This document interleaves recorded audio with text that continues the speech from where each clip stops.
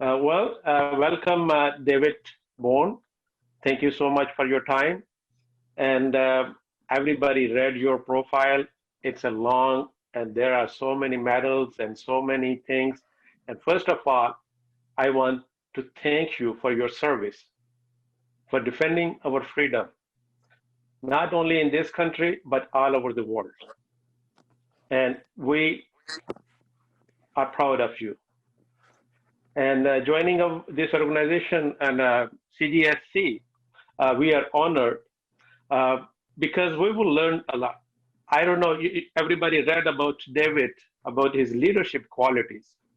He is a certified innovation and creative leader, human organizational development consultant, human dimension facilitator, and has been awarded a ministerial ordination. And he was selected and served as the chair of the Department of Leadership and Military Sciences and professor of military science at the Morgan and Copen State University's Reserve Officer Program, then as a commander for Supporting Special Troops Battalion in the DMV. So there are a lot of about the medals you got, the certificates, the awards you got. We are so proud of you. But the one thing I admire, uh, defending the freedom of this nation and walking on the soil of enemy territory is not an ordinary thing.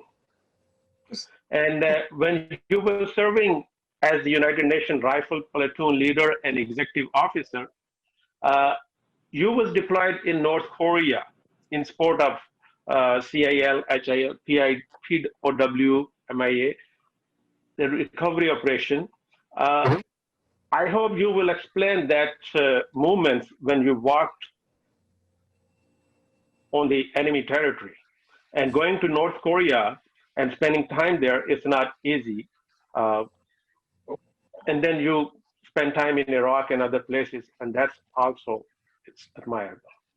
So I let Sharon to go in more details about your profile, and then it's your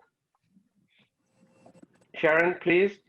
Sure. So we'll leave most of this to David to tell about himself. I also was struck by reading David's bio to find that he was deployed into at least North Korea for at least some time. So that's like, as Zahid said, that's no ordinary thing.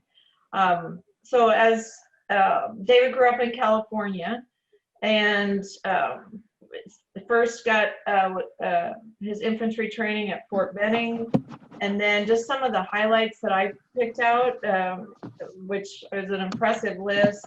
He served with the United Nations Command Honor Guard, and also 7th Group Special Forces Airborne. He was part of the Strategic Counterintelligence Detachment at Fort Bragg and director of Joint Foreign Officer Education Council in Kansas City, or related to Fort Leavenworth, I should say.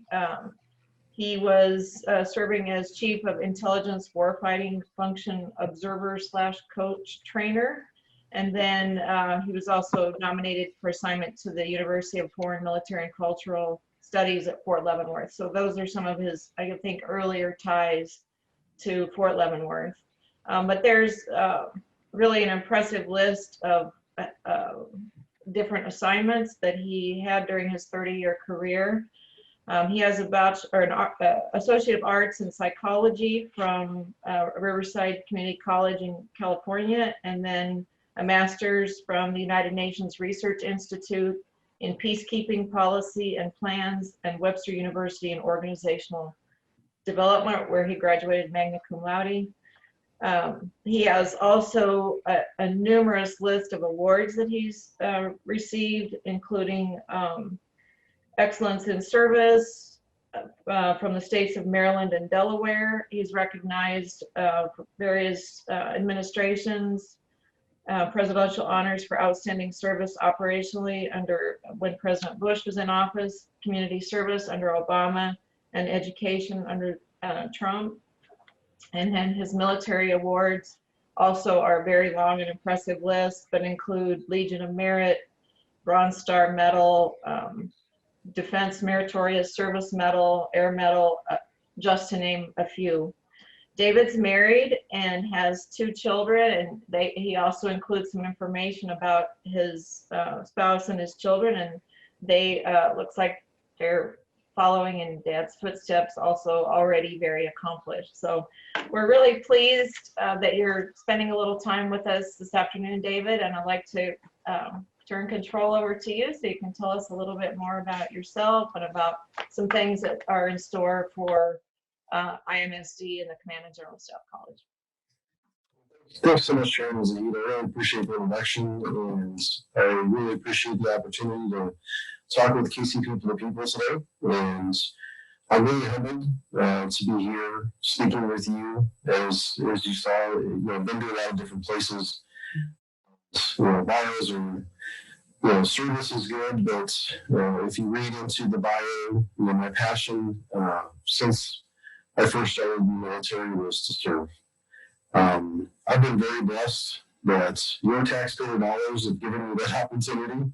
I volunteered for the jobs and for the years that I did serve, and that's something that I like to make sure people do understand that doing the job is great. It's because it's a passion.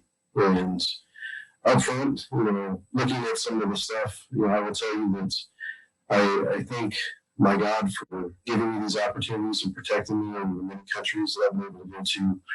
I still have my family, my original family, which is a blessing and definitely something that's the most important to me today.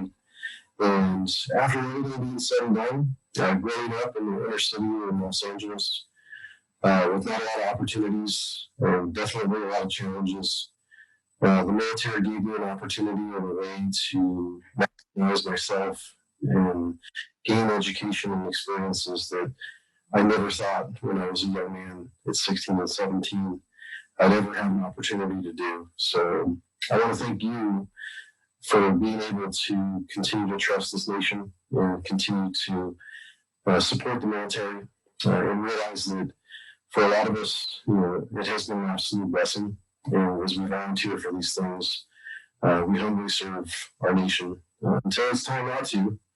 And for some of us, we get doubly blessed because we get to come into positions like this in the International Military Student Division. I never thought in my wildest dreams that one, Mike Bettman would ever retire. Two, that it would coincide with my retirement. And as you know, I was in the Kansas City area working, and Jim Finn and Mike remembered me 12 years later and said, "Hey, we think you'd be a good fit. Why don't you consider on applying?" And again, now I get to continue to serve the international community and use some of those experiences that I've been able to gain for the good of not only General Staff College, but I believe our nation.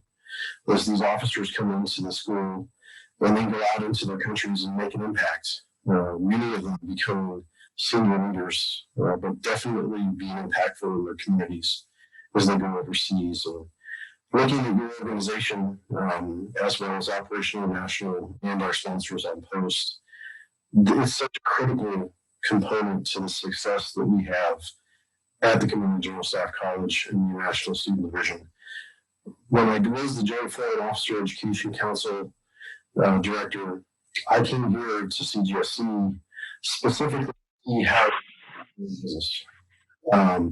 to look at how you are operating and to go to the Air Force, the Navy, the Marines, and the Army and see how other international student divisions are working.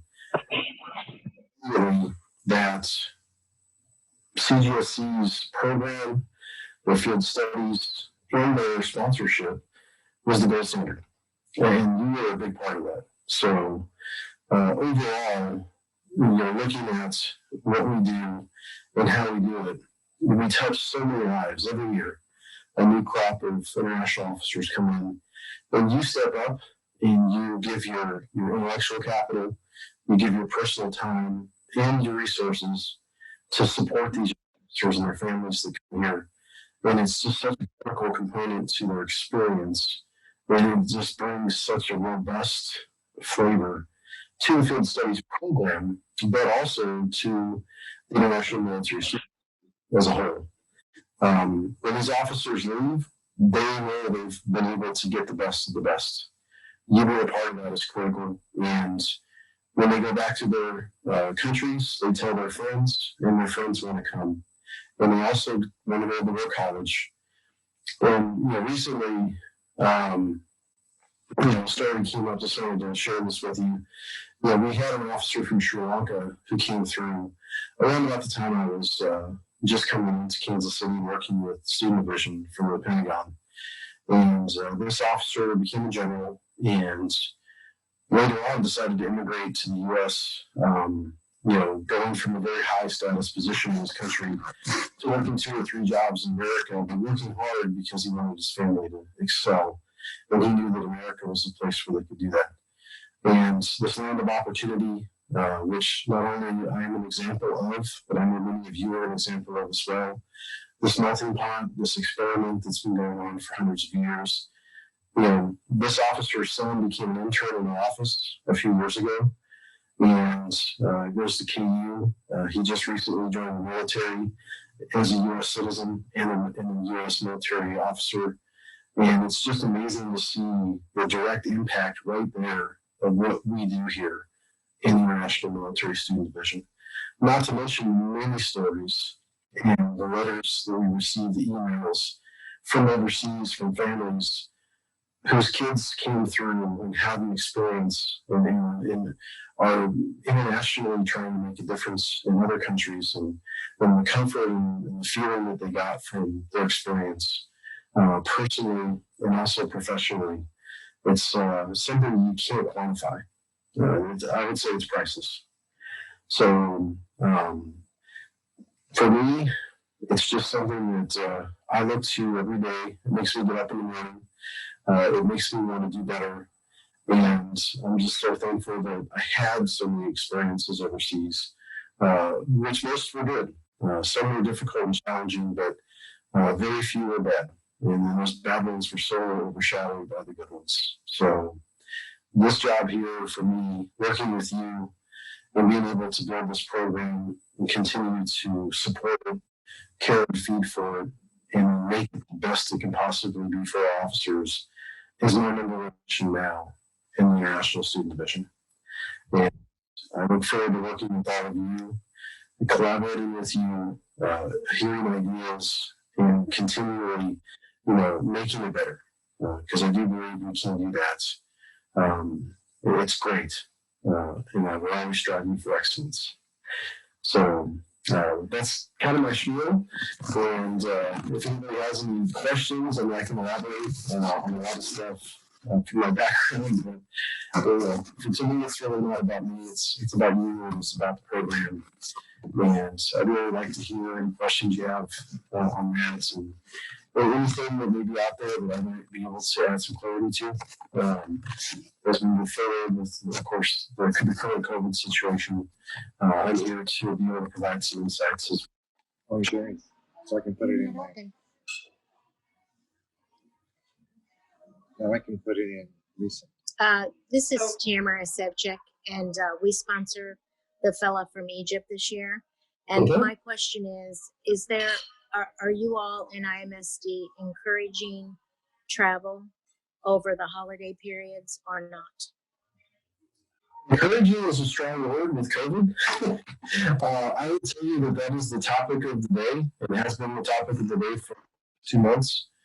The truth has changed 3 times since I've arrived just 7 weeks ago. And the current truth that we have on the ground is that the international officers can travel during those breaks. They just put out some information on Friday that I think is going to become the standard, where they're going to leave on Thanksgiving and go on vacation, back to school in-house until the 11th of January. So they're going to do virtual school after the holiday and then virtual school after the Christmas holiday. So that's what is the ground truth today. Change Monday morning. We want them to have a great experience, but we're asking them to be smart. We're asking them to consider driving instead of flying because there's a high risk involved in that. Asking them to look at the actual places they want to travel to and try to stay away from hot areas, wet areas to the best of their ability. Even though Leavenworth may be moving towards the red in Johnson County and others, just as close. We just want them to be mindful as they go out, because the last thing we want to do is bring a breakout into the schoolhouse where we have to shut down training and it messes everything up. So this class is special and unique. This is something that we could have ever thought about and came up with some ideas. We're building the plan in fact. And the leadership is being driven from the national level. It's also being driven from the 4-star or 3-star general level. And then there's people at the General Staff College who are just trying to balance doing the right thing for the student and providing them with the opportunities that they should be afforded, while simultaneously making sure they understand that, they're going to get the same privilege that the U.S. students get to the best of their possible ability, so that they can go and do the things that they can get accomplished while they have the time off, but simultaneously being very, very flexible, because it only takes a national lockdown to change everything. So whatever is the truth today, it can change tomorrow. And that's kind of what they're progressing to the students for everybody's understanding is we don't know exactly what it's going to be like tomorrow. So just be open and flexible to change. And until that time, plan for the best, which is go and see things, experience America, be safe and mindful to the potential risks that are involved.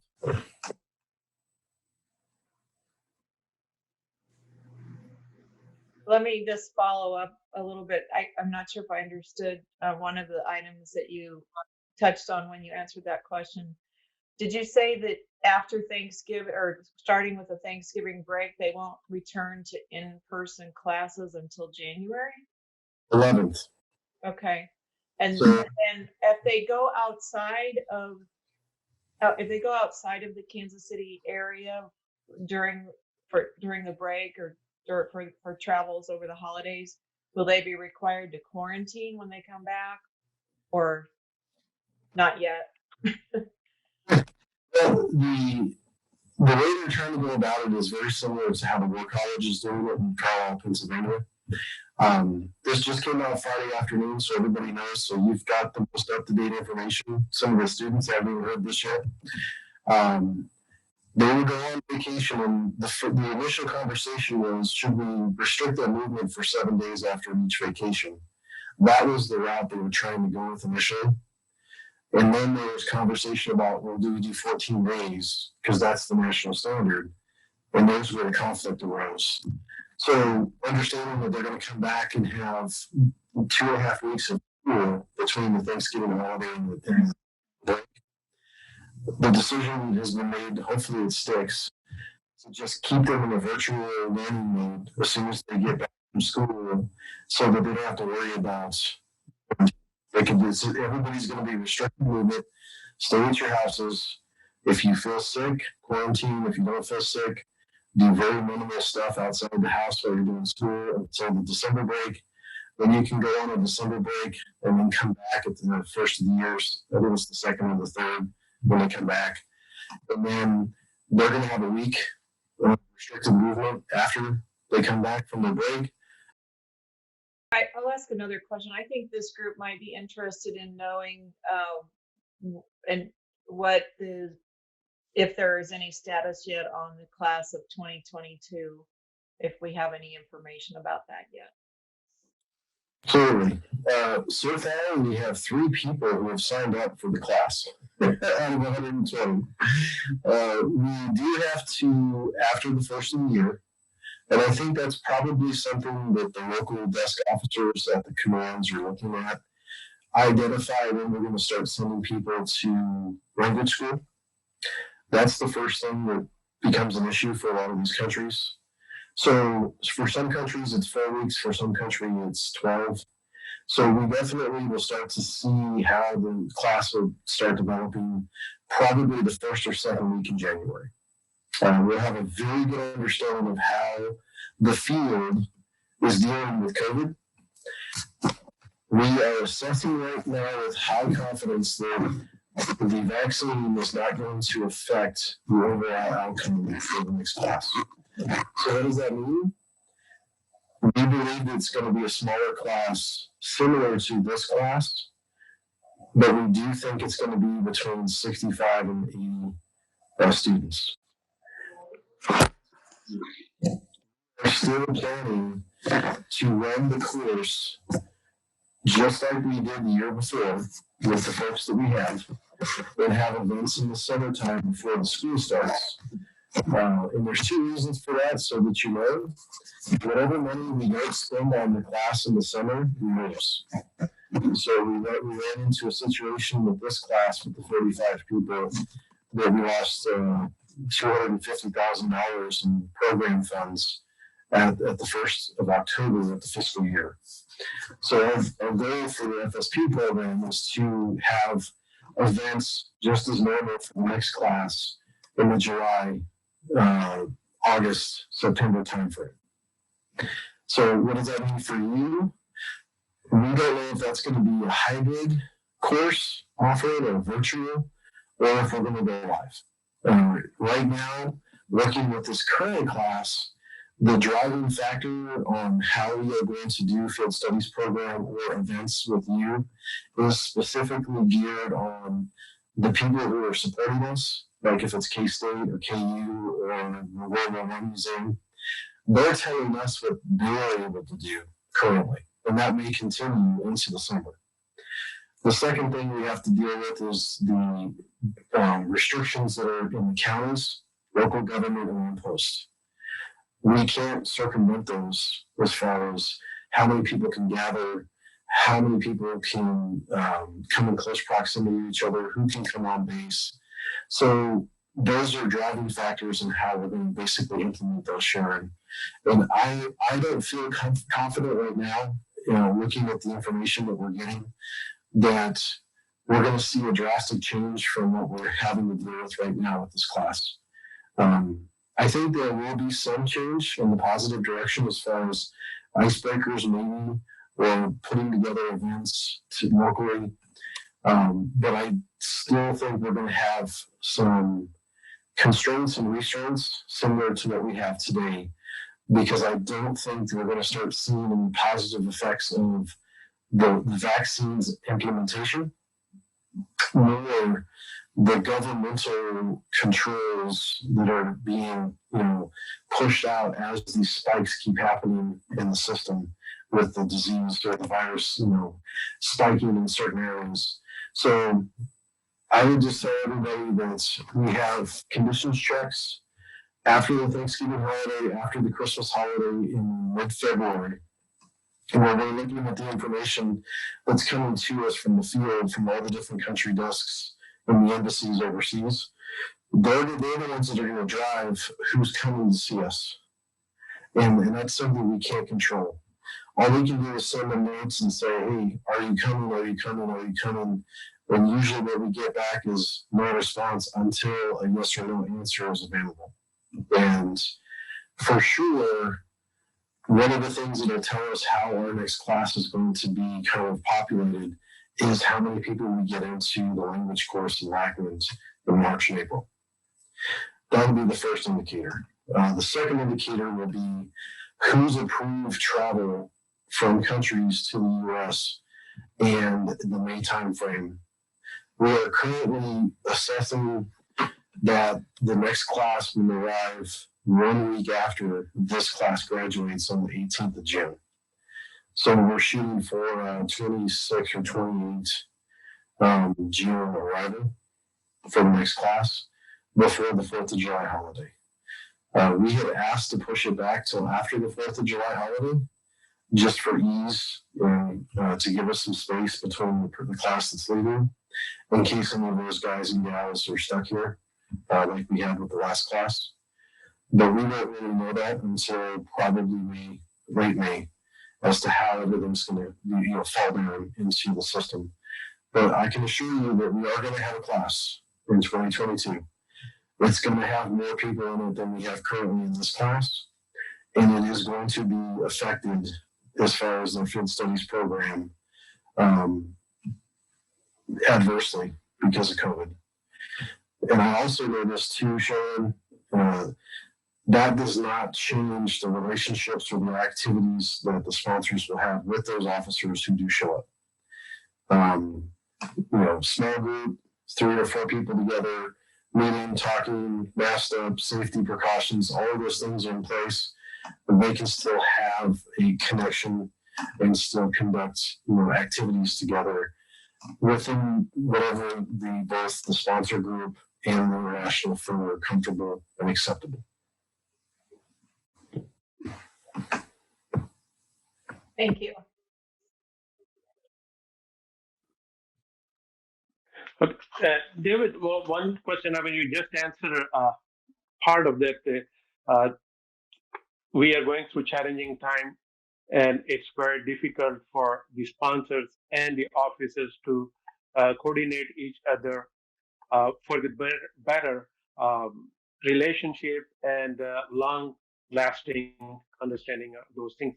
But do you have any suggestions that how we can make this sponsorship program more effective during this time, especially? I mean, before COVID, it was totally different. Right now, the situation is completely changed. To making it more effective, can you give us some suggestions so we can go through and make the officers and sponsors experience rememberable?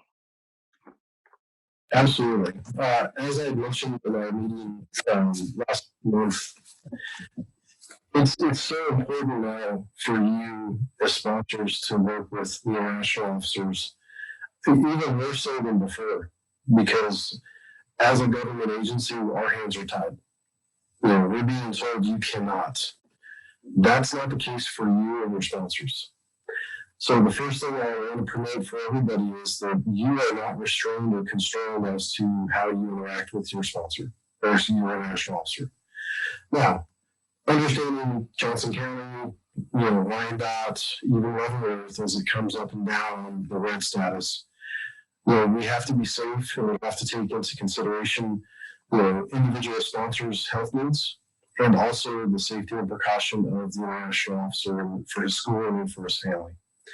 So my recommendations are pretty focused on contact, either verbal, on the phone, or on FaceTime or something, something that's more personal than just an email or a text, just to start building a relationship so they see your face, they understand who you are, you get to talk and collaborate in a very safe manner, but make it more personal is to the best of your ability at that level. The second thing that I recommend is, think innovatively about how you can get together and find ways that it'll fit. I know some sponsors may not be, running marathons, but, go to a park, go to Weston, go somewhere where you have the space, where you don't have to be close. If you want to wear a mask, that's great outside, but still get to see your international officer and think of ways to come together. Because I will tell you that there's nothing you can do online virtually that will overcome that personal contact. Even if it's going out to eat, I know that right now is being deemed as maybe a risky proposition, but a lot of restaurants have spaces outside where you can sit outside and still have a little bit of space, and it's the air is a little cleaner. It's not inside where you're close to each other, and find ways to get out and do things where you can meet with these people as you go through your regular day and find out how to just figure out what it is, your international officer may like. They're all different, right? We're all different too. And figure out how you can facilitate that conversation. So the third thing is don't be frustrated.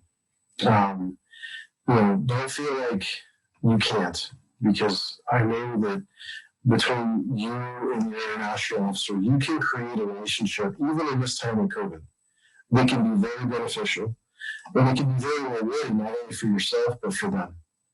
A lot of our family, 50% of our officers have families here.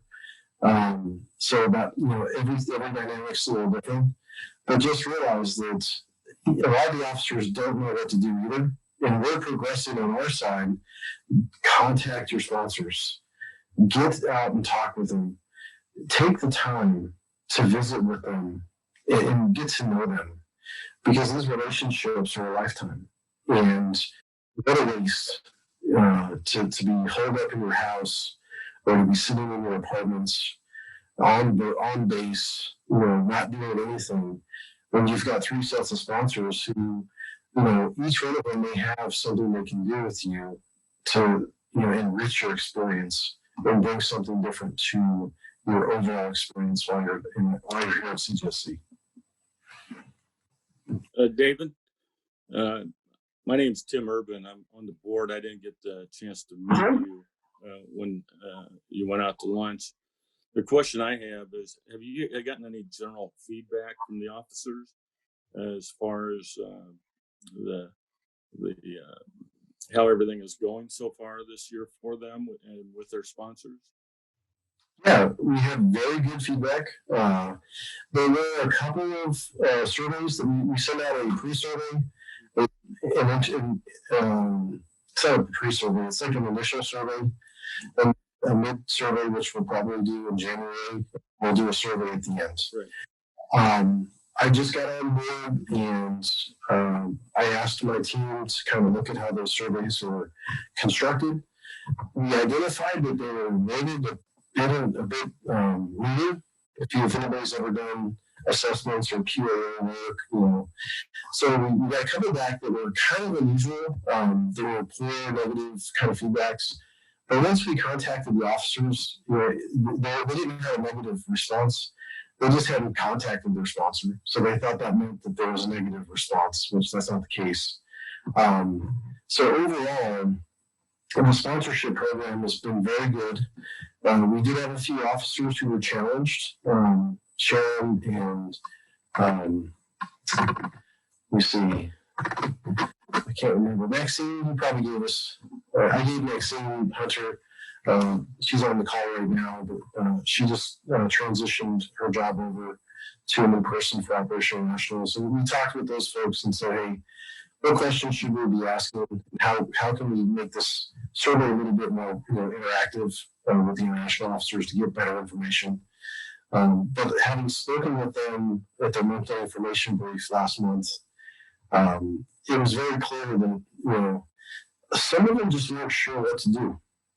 They were just as kind of confused as some of the folks So we were very, very directive to them and telling them that, at least have a virtual connection with your sponsor. Talk with them, get to know them. And I will tell you, just like you have friends, that I have friends, there's some folks who are extremely worried about getting out. And then they're a little bit afraid of, contact with people outside of their sphere. And out of 45 people, it's only 2 or 3. So that's a good news story. And we're working with those folks, to be able to understand that they can get out and they don't have to worry about, the impacts of COVID if they take the proper precautions. And I know talking to Sean and Maxine, there are some sponsors who are in the danger categories, a little bit older, they're a little bit more worried about contact, and we totally understand that. And we're very open to that discussion with those sponsors because we want to make sure they feel safe and comfortable in the job and the sponsorship role that they've got. So students themselves, CGSC is crushing. I went through it 10, 12 years ago, and I'll tell you, I had a walk in the park compared to these students. I mean, they have like doubled down on the amount of reading they have to do. They have a oral comp exam. It's almost defending the thesis. They have an exercise that's like crucial to their grade. Most of them are working on masters.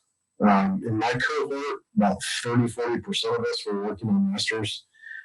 For these guys and gals, they're like 100% trying to get a master's. And these aren't freebie masters. These are like KU, K-State, Park. These folks are like,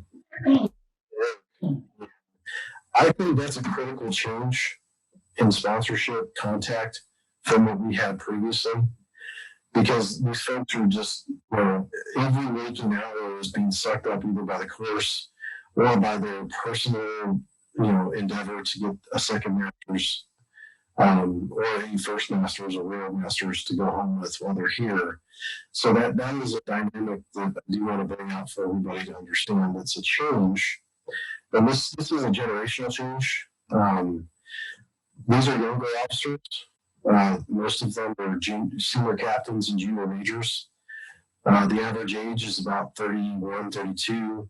When I went through CGSE, we were senior majors. Most of us had already kind of checked our box and already had master's degrees and had served our time and were just going to school so we could get promoted. The average age was about 37 and a half. We had older kids. We had pretty much, we were pretty set in our ways. These younger officers, they're still, I don't want to say we were hungry too, but it was a different kind of hungry. They still got the eye of the tiger, and there's a lot of unknowns ahead of them.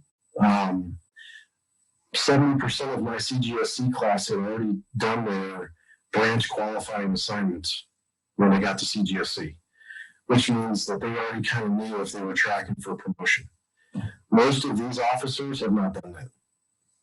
So that changes the whole dynamic while they're in class. We were a lot more laid back.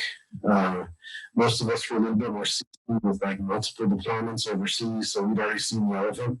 We were a bit more confident in our abilities because we'd already done it. These officers, most of them have not been deployed. Most of them have not taken their branch qualifying job. And most of them, because we're in a more peacetime army, I know it probably sounds weird to most of the people on the call, but they still are trying to get out there and hustle and look marketable because they've got 5 or 6 years ahead of them before they know if they're going to make lieutenant colonel and be able to retire. As opposed to my class, which only had a year or two before we knew if we were going to, continue on in our careers. So hopefully that helps out. Yeah, well, I appreciate that, and because I think it's important, especially with all the changes this year, that we make sure we stay on top of it and see if there's any things that there's trends, and I noticed the change even in the past few years, with all the officers, taking their masters and taking up a lot of their time. But I do appreciate your feedback. So thank you very much. And also I want to thank your family too for all their service and support that they have given you. So, and to the country. So I tell people all the time, the real saint is my wife, and the real troopers are my kids. I missed half of my kids' lives being deployed. So, and they ended up better than me. So, I mean, that's a blessing in itself, isn't it? yeah, well, I really appreciate that because they do they give you a lot of support and make a lot of sacrifices, and just make sure that you pass that on to them. Really appreciate it. I'm looking there right after the call. Yeah.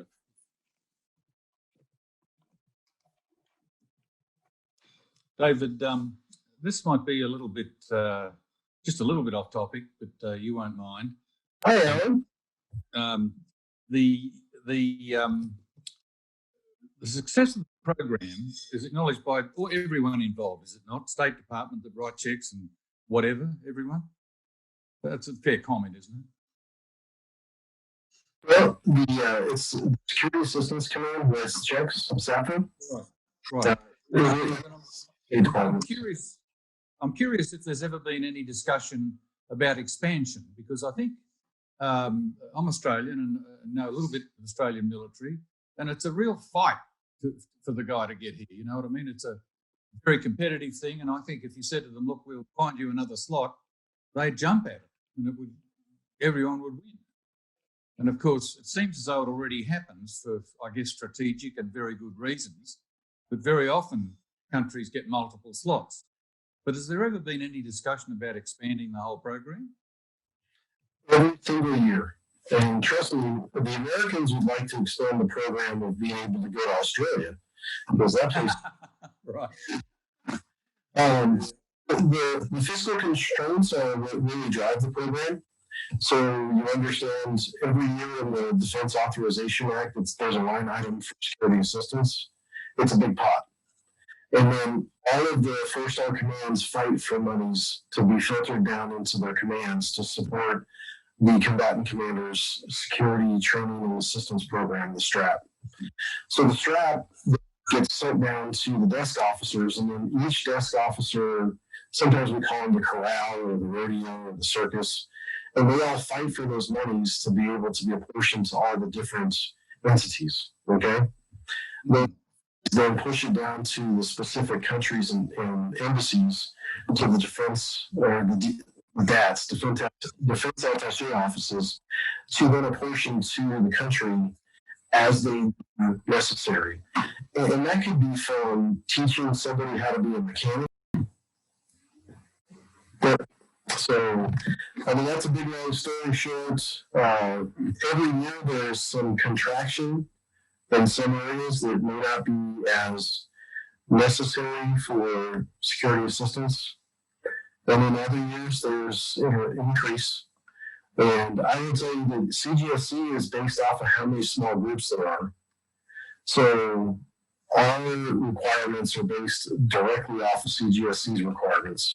And their requirement is to have one international officer with every staff group. So that's where we come up with 120.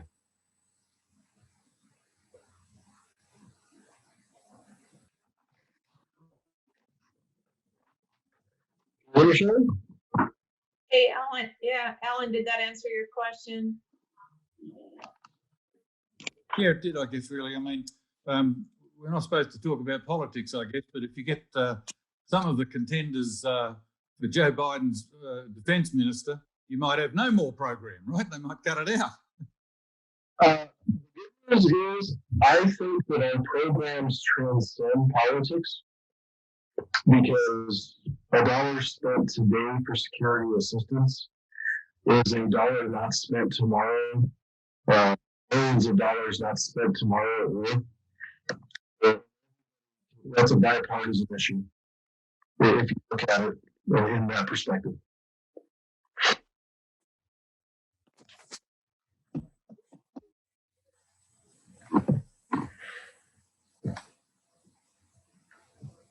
Anybody else has a question?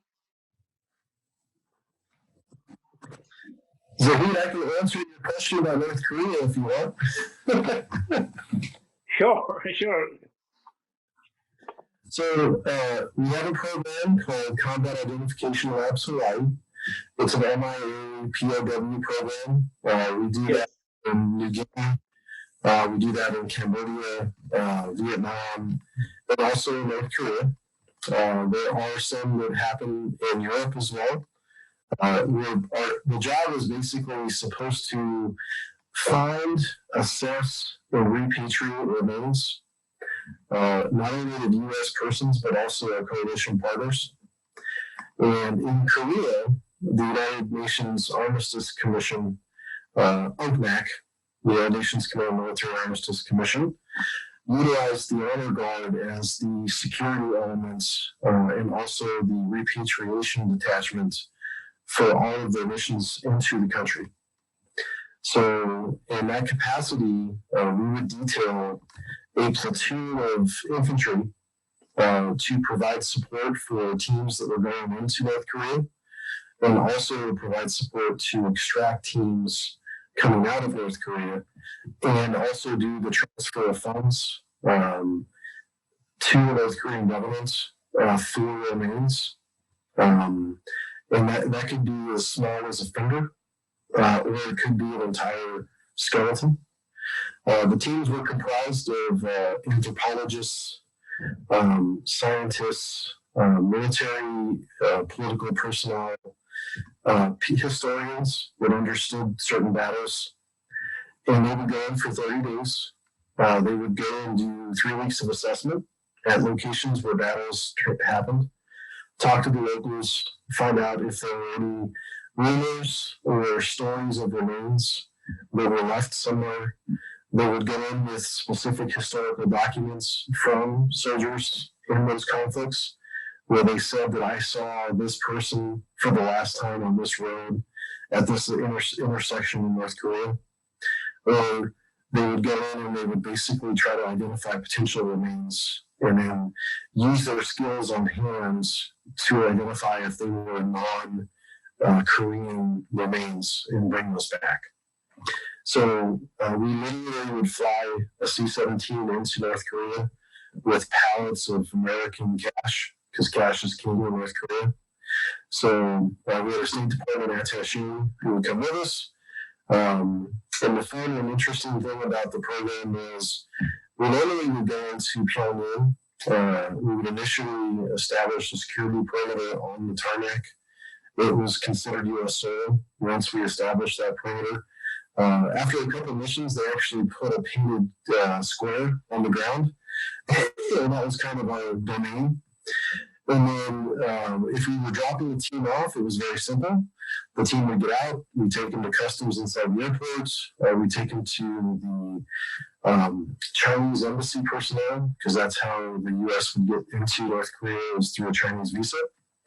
And then we would then set them off into their hotel, then come back to the airframe. We would be rechecked back into USO by the secret police in Pyongyang. And then we would change our uniforms and put on dress uniforms. And then they would actually bring a bus up and they would repatriate remains and boxes to us on the other side of the painted line. And then we would do a ceremony. We drape the remains in the UN flag, and we would take it into the aircraft, and then we would store them for the trip back to Japan. Once they got back to Japan, then we would put them into their transit cases. We would have a ceremony there with all our United Nations partners and their ambassadors, and then they would be sent to the lab in Hawaii for further identification.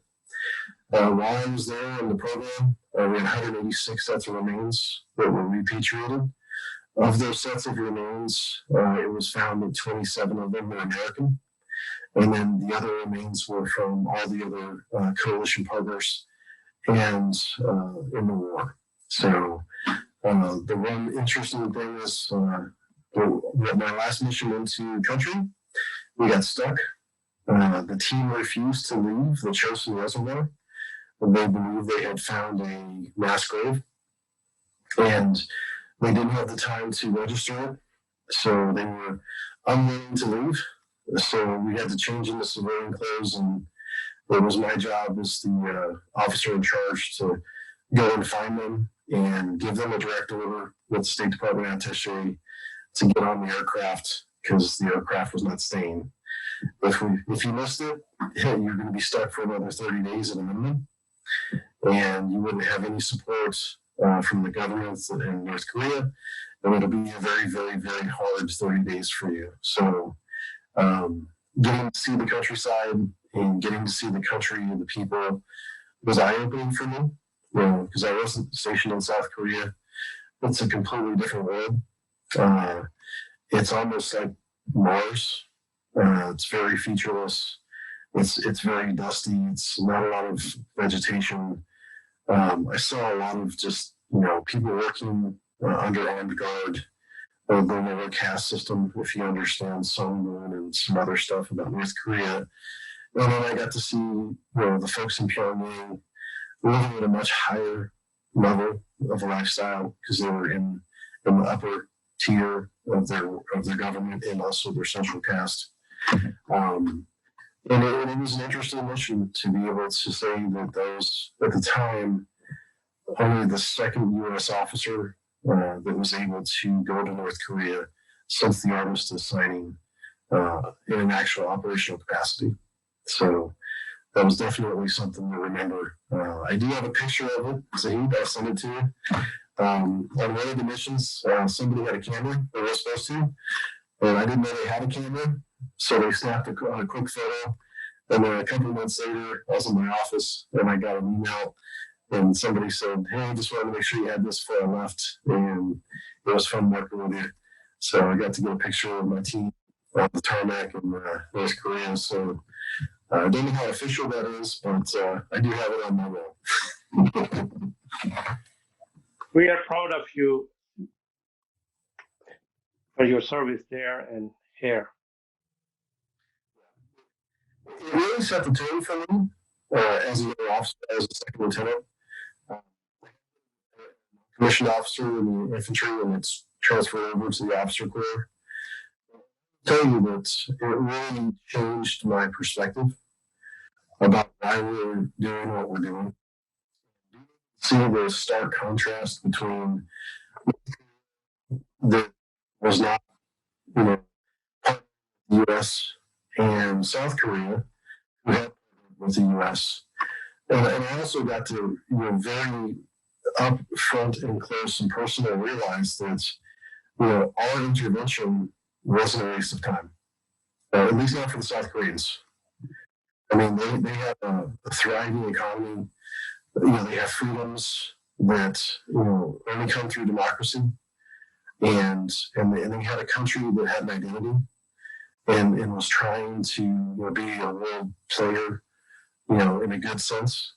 And I don't think that would have been possible if the United States hadn't expended the world treasure and time to support them during that conflict. So, David, one more question.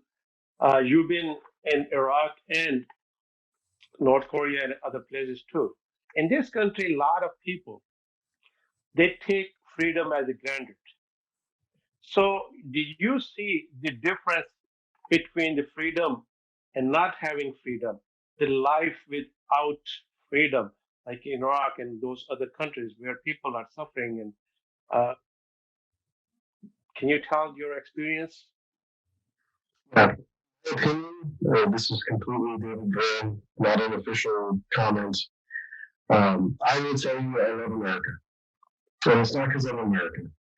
I grew up in Los Angeles, and I will tell you it's a very liberal to left-leaning area. Well, I grew up with parents who were counterculture. They were not pro-government. They were not pro-U.S. They grew up in the 60s, the Vietnam War, and they had a lot of negativity when it came to the U.S. as an entity.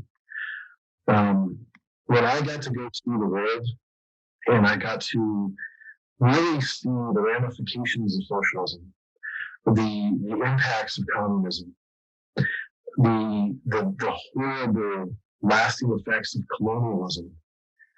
And I got to watch countries try so hard to rise up out of poverty and oppression, and then find organizations and entities that just wanted to crush them.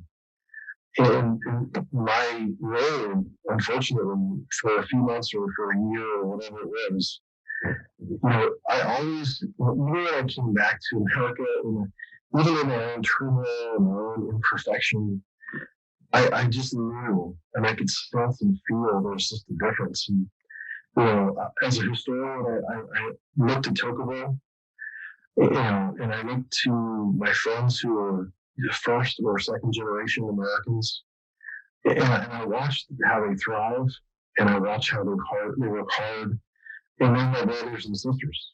I mean, they're American as much as I am. My family came over at the turn of the century. Well, but we're Americans now. And I can tell you from my grandparents and my great-grandparents, they were so proud of that. They dodged the Holocaust. They dodged the famine in Ireland. So I mean, there's so much history. And they're proud of where they came from, but they're extremely proud that they're Americans. And I think my service in the military gave me a perspective of understanding what that actually means. You know, and embracing people's ideas and understanding that we're different. And we may have different end games and goals for what we believe this American experiment should be.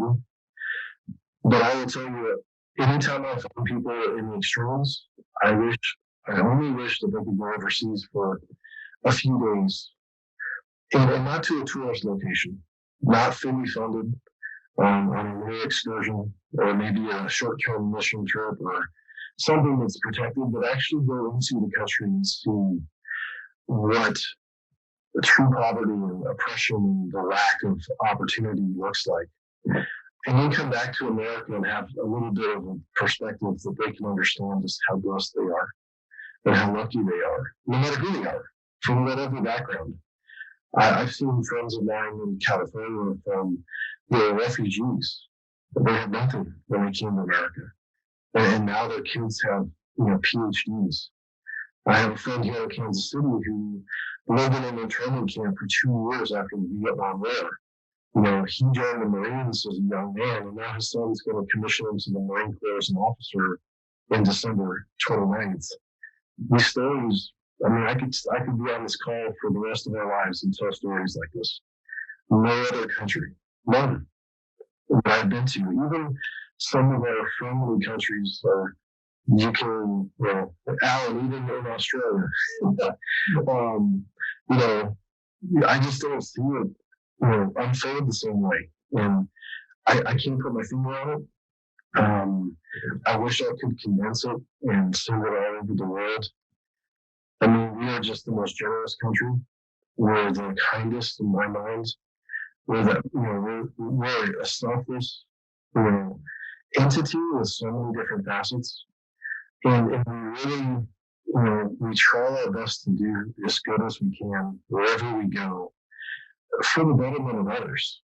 It may not express itself financially. That's a whole different ballgame, as you know, but, governmentally, we're not there to oppress, we're not there to take, we're not there to plunder. We really want people to step up and just take their countries to the next level. And we just want them to thrive. And we're there to help. And sometimes we can help, and sometimes we need to leave.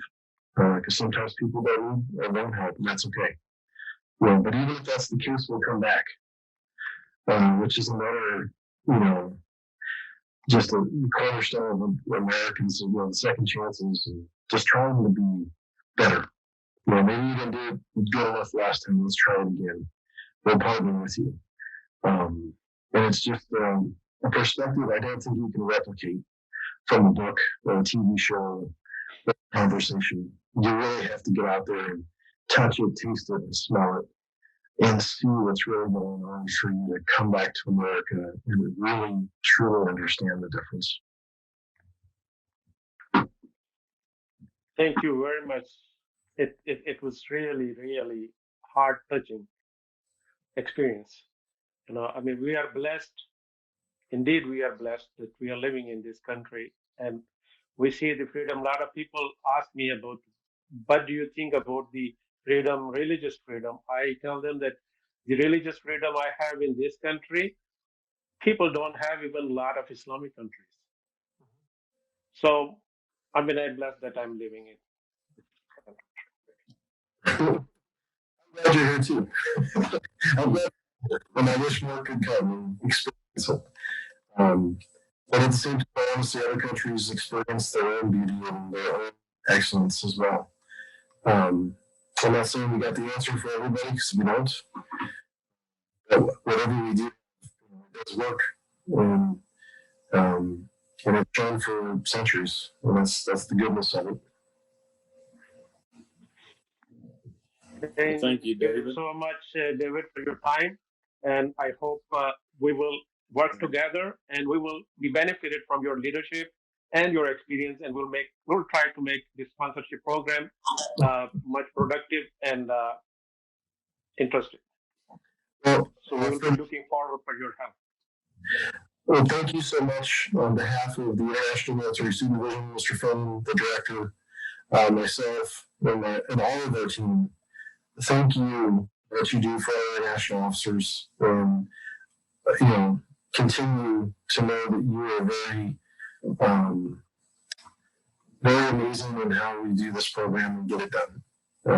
We really couldn't do it without you and our sponsors, and Leavenworth Lansing and our on-post sponsors. You really make us the gold standard. And it's just such a blessing to be able to work with all of you and to see what you do.